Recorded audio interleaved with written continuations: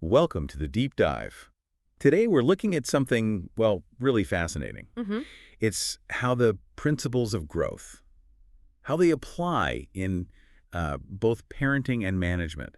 Kind of surprising parallels. Right. We've sifted through quite a bit, haven't we? Leadership stuff, self-improvement. Exactly.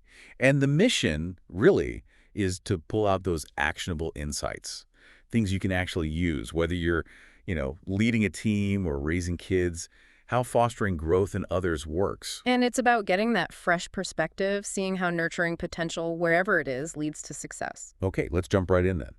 Managerial growth. It's more than just like hitting the numbers, isn't it? Oh, absolutely. The sources really hammer this home. A manager who's genuinely growing is constantly learning, adapting. And focus on the team's development, long-term wins. Precisely. It's less about their own spotlight and more about, lifting the whole team up. And that commitment to learning, it sort of sets the stage. It really does. It's not just a personal thing. When the leader makes learning a priority, it creates this culture where the whole team values getting better, trying new things, leading by example right from the get-go. Spot on. And it's not just about absorbing info. It's about refining how you guide people, Yeah. like feedback. Yeah, feedback's a big one. A manager who's kind of stuck might just say, good job. Yeah, But a growing one, they get specific. right. They pinpoint strengths, but also, what the next step is. This part was great. Now let's focus here to really level up. That kind of thing. Yeah, gives people a real roadmap. That specificity is key. And, when things go off the rails, which they sometimes do. It happens to everyone. Yeah, and that's when a manager's emotional stability is crucial. Staying calm, showing empathy. Instead of blaming. Exactly. And clearly saying, okay, here's what we do next. Yeah. Turning setbacks into learning moments, not just fault-finding exercises. Right. And that comes from self-awareness, doesn't it? Yeah. Knowing your own strengths and weaknesses. Definitely. Understanding how you operate and then consciously tweaking your style. Maybe you're naturally blunt. So you work on delivering feedback more, I don't know, constructively, patiently. Exactly. That's tangible growth. And that self-awareness, it directly impacts how you communicate with the team. It's not just talking at them. No. It's about drawing out different ideas, mediating disagreements, guiding everyone towards that shared goal. Respecting diverse views actually makes the team smarter, Okay, time management, prioritization. That's always a struggle. Tell me about it. But a growing manager, they get good at seeing what's truly important, especially when, fires pop up unexpectedly. So they stay calm, reassess, maybe shift resources, give clear directions without adding to the panic. That's the ideal, yeah. And a flexible mindset is huge, too. The workplace changes so fast. You can't be stuck in old ways. Absolutely not. Embracing new ideas, adapting to things like remote work, that's essential for staying relevant and supporting a team that needs to be agile. Something else that jumped out was the long-term perspective. Ah, yes. Not just thinking about this quarter. Right. But strategically, where does the team need to be? The organization? How can this project help build skills for the future? That future focus is critical. And it's all fueled by continuous self-improvement. Regularly assessing your style, asking the team for feedback. Not a one-time thing. No, it's an ongoing habit. And like our sources say, when leaders invest in themselves, it inspires the whole team. Growth becomes, well, contagious. It really does sound like a ripple effect. Okay, let's pivot. How similar is this to parenting? Because the sources suggest it's surprisingly close. It is, remarkably so. Parents are also constantly learning, adapting as their kids go through different stages. Right. Like a manager facing new team dynamics, a parent faces new challenges when a child starts school, for example. Yeah. You have to learn how to support them in totally new ways. And the responsibilities just keep evolving, don't they? What a toddler needs versus what a teenager needs emotionally. Parents have to grow right alongside them. Parenting holds up a mirror, too. Each phase makes you reflect on your own values, your actions. Yeah, how am I shaping this little person? What do I need to adjust? Plus, you're always learning new skills because of your kids, researching educational methods, figuring out tough conversations. Oh, definitely. And the emotional growth. Handling tantrums, anxieties. It teaches incredible patience, empathy, and how to manage your own emotions. I like the point about growing together through shared interests. That's a great one. A kid gets into coding, suddenly the parent's learning Python alongside them. It supports the child, but the parent grows too. It's mutual development. Hmm. And flexibility, again, is key. Society changes, technology changes, Parents have to adapt, navigating social media, new social norms. It's constant learning. and owning mistakes, Yeah. sharing those lessons. So powerful. It teaches kids resilience, sure, but it also builds incredible trust. Saying, I messed up at work today and here's what I learned. That's a real lesson. So parenting really pushes self-awareness. Seeing your kids develop, understanding their needs, Hmm. you see yourself more clearly. Absolutely. And so many of those skills, adaptability, empathy, patience, they transfer directly to being a better manager. It's fascinating. Okay, so this continuous learning mindset, clearly vital everywhere. But let's zero in on managers again. Why does a leader learning actually deepen trust with the team? Well, think about the signal it sends, right? It shows growth is valued, it's possible right here in this organization. It's not just about the leader's personal gain. It inspires others, makes them feel like they can grow too. Exactly. It sort of creates this atmosphere where standing still feels wrong. Growth becomes the norm. And it sharpens their decision-making, Yeah. staying current. Absolutely. Yeah. You can't lead effectively with outdated info. Keeping up with trends, being able to adjust strategy based on what's new, that's essential. Which leads to adaptability. Naturally, leaders who are always learning are just better equipped for surprises, market shifts, new tech. They can pivot. That flexibility is a huge asset. It earns respect too, doesn't it? Seeing your boss push themselves. It really does. It motivates the team. So that's a powerful example. And improves communication. How so? Well, exposure to new ideas means richer conversations, deeper understanding. Like if a leader actively learns about empathetic communication, it can totally change how they connect with their people. That role model aspect again. Walking the talk. So important. Pursuing a certification, mastering new software, even just reading industry news. The actions speak louder, creating a culture where growth is just what you do. And in complex situations, having that broader knowledge from continuous learning, it's invaluable for making smart calls. Plus, just going through the process of learning something new builds resilience, right? Facing challenges, pushing through. Exactly. It equips them to handle future difficulties better, and being open to new ways of doing things helps break old habits, drives innovation. So ultimately, a leader's growth isn't just personal. It lifts the whole team, the whole It organization. becomes embedded in the culture, yeah. Okay, let's look at the flip side. What happens when managers stagnate, when they stop learning? The risks must be pretty significant. They are, definitely. A leader stuck in the past, using outdated methods. It can really drag the whole team down. Motivation drops, efficiency suffers. In today's world, that's dangerous. Especially in fast-moving industries like tech, you fall behind quickly. Oh, absolutely. Imagine an IT leader who just refuses to consider cloud tech. That resistance can seriously hurt the company's competitiveness. And it blocks growth for the team too, right? If the leader isn't growing, they're probably not creating new challenges or opportunities for their people. Exactly. Talented people get bored, they disengage, they look elsewhere. And ignoring feedback, that's a huge red flag. Massive. Believing you know it all, dismissing input. You miss valuable insights, and small problems can just fester and grow into big ones. And that attitude can infect the whole culture. Complacency becomes okay. It subtly signals that the status quo is fine. Innovation gets stifled. Adaptability goes out the window. Which is a massive weakness when things are changing constantly, refusing to adapt. It leaves the organization vulnerable. Competitors move ahead. And trust erodes. If your leader isn't modeling growth, why would you believe your own growth is supported? Right. Loyalty dips. People might start looking for the exit. And if a leader just ignores problems the team raises. Morale plummets. If people feel unheard, that their concerns don't matter, they just stop trying. Initiative dies. And operating in a bubble, refusing other opinions. Leads to isolation, less cooperation, maybe more top-down, less collaborative feel. So ultimately, a stagnant leader risks the whole organization's long-term health, focusing only on the short term. Precisely. Ignoring that need for ongoing growth and adaptation, it's a path towards obsolescence. Long-term success is tied to that willingness to learn and evolve. Okay, so leading by example. Seems obvious, but the sources really stress how deep that influence goes. It's about the behaviors you show consistently. Absolutely. People watch their leaders, they observe attitudes, behaviors, often without even realizing it. When a leader takes ownership, acts with integrity, lives the values, it sets a powerful standard. Like a leader actively learning new skills encourages the team to do the same. Exactly. And it's not just skills, it's values. Integrity, transparency. When a leader demonstrates those, the team internalizes them.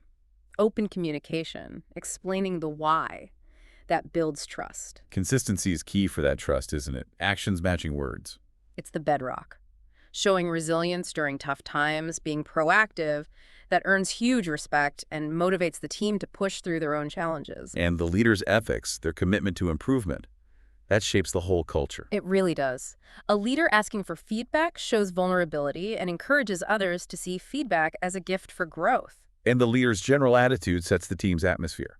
A collaborative leader gets more collaboration. Generally, yes. Someone who listens, values different views, they create a more supportive, productive space. And how they handle tough situations. That's a teachable moment. A huge one. Staying calm under pressure, focusing on solutions. It helps the team learn to manage pressure themselves.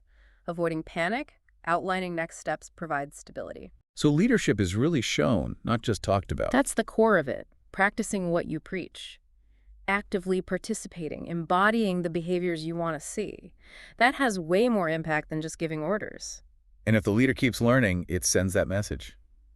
Growth is expected. It's possible for everyone. Reinforces that continuous improvement isn't just a nice to have, it's part of the job. Even willingness to sacrifice, like working late on a key project. That can have a big impact on dedication. Yeah. Going the extra mile inspires commitment. So exemplary behavior sets high standards overall. Yeah. Quality, accountability. Foundational for long-term success. Definitely. Now, speaking of growth, mentors came up a lot. Why is finding a mentor so valuable? Well, getting advice and support from someone experienced, someone who's been there, it's just incredibly powerful for growth. They've made the mistakes, learned the lessons. And getting different perspectives helps you see yourself more objectively, right? Strengths, weaknesses. A mentor can spot blind spots you didn't even know you had, suggest approaches you'd never considered. And choosing the right mentor matters. Someone whose values align with yours, whose goals resonate. That trust is crucial. Right. But it's also good to look outside your usual circles, different industries, backgrounds. Oh, definitely. An IT leader learning from someone in the arts, maybe. You get fresh perspectives, innovative ideas. It sparks creativity. A good mentor also gives tough feedback, though. The stuff you need to hear, even if it's uncomfortable. That's essential for breaking through. Growth isn't always comfortable. And mentors can help expand your network, make connections. Huge benefit. Opening doors to new opportunities, resources. And you should pick mentors based on where you are now in your career. Makes sense, right? Someone whose expertise matches your current challenges and goals. Your needs change over time. A long-term relationship can be really good for sustained growth, though. Yeah. Building that career vision. Invaluable. Regular chats about where you're going, what skills you need. It provides clarity and direction. And consistent communication keeps that relationship strong, sharing progress, challenges. Absolutely. It lets the mentor give more targeted, helpful support. Keeps the growth journey on track. Okay, so it's not just about finding mentors, but also being open to learning from your own team. That came through strongly. Yes, that's a really crucial point. Especially today, with how fast things change, subordinates, particularly younger ones, often have insights and tech knowledge leaders might lack. Digital natives, right? They just grew up with it. Exactly. Leaders who are humble enough to listen and learn from their team can unlock huge potential. Operational improvements, innovative ideas. Just asking, what do you think, can uncover better ways of doing things. Often, yes. And younger folks might have really fresh tastes on social media, digital trends, stuff that's vital for staying relevant. A leader who listens shows adaptability. And assuming you have all the answers. Yeah. That's a fast track to becoming irrelevant yourself. Pretty much. Embracing ideas from the team actually makes the leader more effective, more flexible. Plus, it builds trust, right? When people feel their opinions are genuinely valued. Absolutely. Acting on a subordinate's suggestion, adopting their idea for a project. That really empowers people, boosts engagement. And being open to learning from them helps you support their growth better. You understand how they learn. That's right. And it keeps the leader plugged into what's actually happening on the ground, the latest trends. It's reciprocal, too. The leader learns, grows personally, maybe picks up a new tool or method from the team. Like learning new project management software from someone younger? Win-win. And actively seeking and accepting feedback from the team. That just strengthens everything. Trust, performance. Creates that collaborative, growth-focused environment. Ultimately, it boosts the whole organization's capacity for innovation. Okay, let's bring parenting back in. Hmm. How do those experiences directly help in management? The parallels are so strong that patience you learn as a parent, invaluable when dealing with a subordinate's performance issue. Calm, constructive guidance works better than reacting emotionally. And how you give kids more responsibility as they mature, that mirrors how managers should develop their team. Exactly. Step-by-step guidance, but aiming for autonomy, self-reliance. Empathy, too. Understanding why someone's struggling, not just that they missed a deadline. So crucial. Taking time to listen, understand the context, build stronger relationships, better solutions, just like with your kids. Even time management skills from juggling family life, they transfer. Definitely. Managing projects, setting realistic timelines, it's all connected. And seeing mistakes as learning opportunities, that's huge in parenting and vital for a growth mindset at work. Right. Analyzing errors together, figuring out how to improve, that encourages learning, not fear. And the long-term view, nurturing potential over time, not just focusing on today's tasks. Perfect parallel. And being flexible, adapting your approach to different personalities, essential both at home and with a diverse team. Helping build confidence through encouragement, positive feedback. Leaders do that for their teams, just like parents do for kids. It fuels motivation, drives growth, and avoiding unrealistic expectations. That's key too. Too much pressure stifles people, kids, or colleagues. So those core parenting lessons, patience, empathy, flexibility, long-term focus, they really are a solid foundation for leadership. Okay, what about the things that stop growth? How do we address those? First step is always getting clear on what the actual issue is. Sometimes it's hidden, right? Overwork, lack of resources, maybe someone struggling with low self-esteem. You have to dig a bit. And if it is something internal, like self-esteem. Then it's about building confidence, positive feedback, creating opportunities for small wins, helping them overcome that self-doubt. Discouraging comparisons is important too, isn't it? Focusing on unique strengths. Hugely important. Everyone grows differently. Value individual contributions. Don't let people get bogged down comparing themselves to others. And the overall culture needs to support risk-taking. View failure as learning. Essential. If people are scared to fail, they won't try new things, they won't grow. You need that psychological safety. Communication breakdowns are another blocker. Yeah. Clear instructions, regular dialogue. Foundational. Everyone needs to know what's expected, have the info they need. That enables growth. Managing stress levels too. People need headspace to learn. Leaders need to protect that, ensure workload is manageable, support work-life balance. Growth needs time and space. And breaking down fixed mindsets. Encouraging experiments. Vital for innovation. Maybe regular idea sharing sessions. Make it normal to try new approaches. Addressing skill gaps directly. Training, mentoring. Obvious but effective. Give people the tools they need to take on new challenges. What about psychological blocks, like perfectionism, Yeah. fear of making mistakes? That requires encouraging small steps, celebrating progress, making it safe to learn by doing, even if it's not perfect first time. And finally, recognition. Validating effort and progress. Such a powerful motivator. Acknowledging achievements, encouraging the next step. It keeps people moving forward. Addressing these blockers needs a proactive, supportive leader. Okay, so we foster growth, address blockers, but how do we measure if it's working? It's not always straightforward. No, it's definitely not just about numbers. You need a mix. First, figure out what growth you're looking for. Technical skills, soft skills, both. Then you can look at specific tasks. Compare performance over time. Right, that gives you something tangible. And regular feedback from bosses, peers, even direct reports that provides the qualitative side. Insights metrics might miss. Evaluating deliverables, project success rates against benchmarks. That works too. Strong indicators of skill improvement, yeah. Yeah. But also encourage self-assessment. Get people reflecting on their own progress towards their goals. Like keeping a growth journal. Could be that simple, yeah. And watch for emotional shifts. More confidence, a more positive attitude. Those are real signs of growth, especially in leadership. And seeing how others react.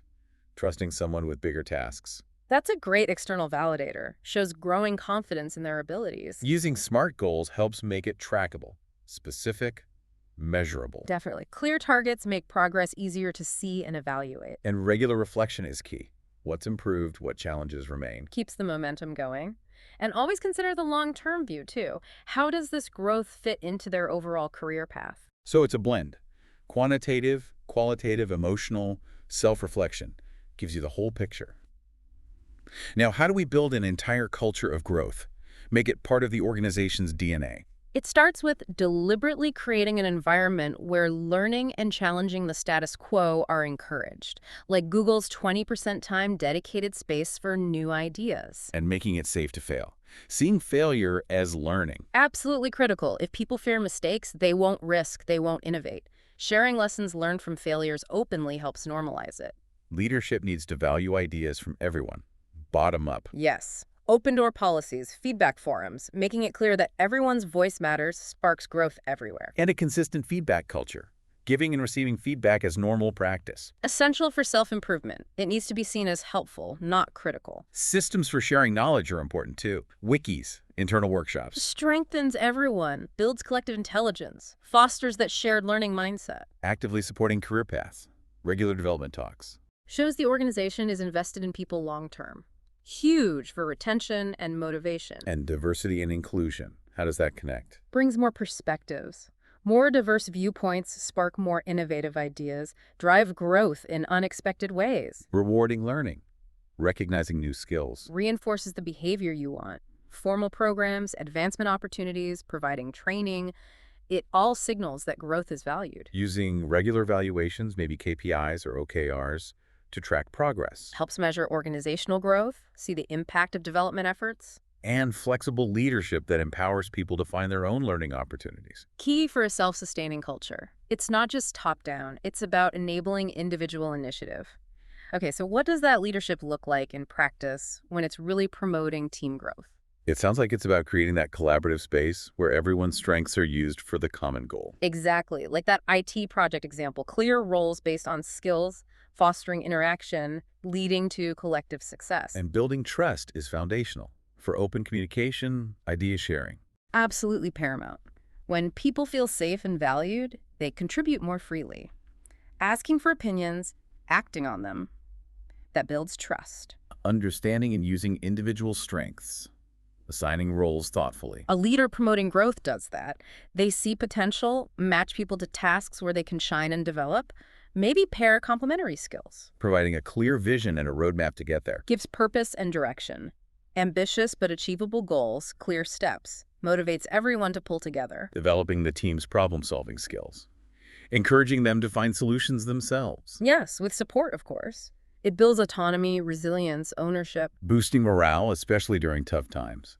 Gratitude, recognition. Essential for keeping motivation high, driving growth even when things are stressful. And fostering that continuous learning culture with actual opportunities. Training, mentoring. Ensures the team stays adaptable, innovative, competitive. Understanding what motivates each person individually. Allows for more personalized, effective management. Gets to the best out of everyone. So it's about balancing individual performance with team harmony, all aimed at the common goal. That's a great way to put it. Fostering a thriving team where everyone contributes and develops. Now let's connect that back to parenting one last time. Teaching responsibility at home. How does that relate? The parallels seem really strong again.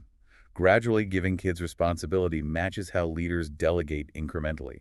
And explaining the why behind chores or tasks that fosters ownership, just like explaining the purpose of work tasks. Giving timely feedback is crucial in both.